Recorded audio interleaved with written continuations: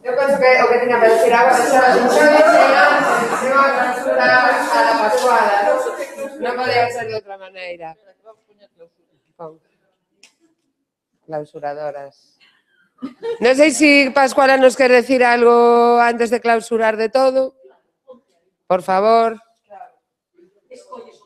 Non sei, a ti te ponemos un de Pascuala, si queres, ou de outra cousa. De arquitecta. Yo arquitecta nada. ¿Qué quieres ser? Yo, una cosa. Una cosa. Si quieres. ¿Y yo qué voy a decir ahora? Pero vamos a ver. Si quieres ayudarnos a clausurar.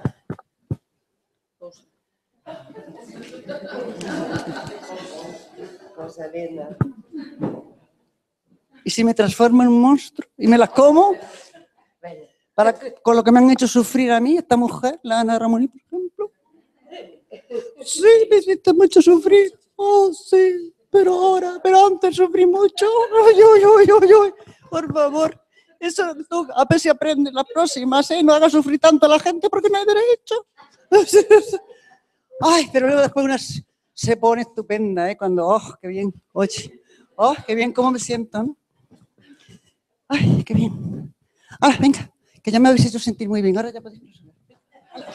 Gracias.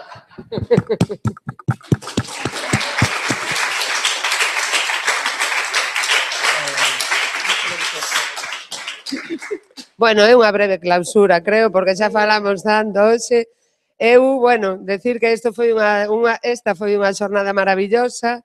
Empezou a ser maravillosa no meu caso, como organizadora, pois compartindo aquí coa compañeira e tamén coñecendo por teléfono a estas mulleres todas que viñeron de fora, que son as que eu contactei, e según iba falando con elas, íbame dando conta do amigas que eran, da ilusión que lles facía de canto queren a Pascuala e canto admiran a Pascuala, pero tamén canto se queren e se admiran entre elas.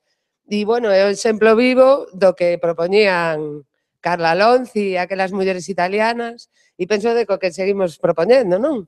E, bueno, que é un exemplo a seguir na arquitectura, na vida e en cualquier outra disciplina, non?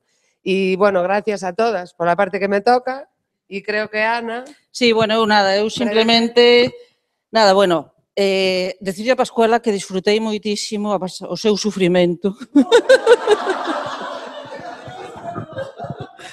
Porque organizar o da conversa, da entrevista foi complicado, non pensedes.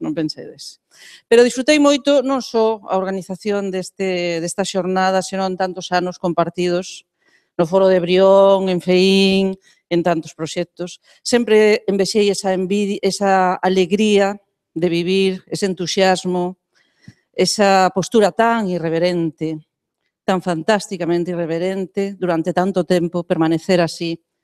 Eu só quería lembrar, para pechar, unha frase de Pascuala, que a mí sempre, desde que a descubrín, me fascina, que di: habitar unha casa significa ser libre para poder permanecer nela.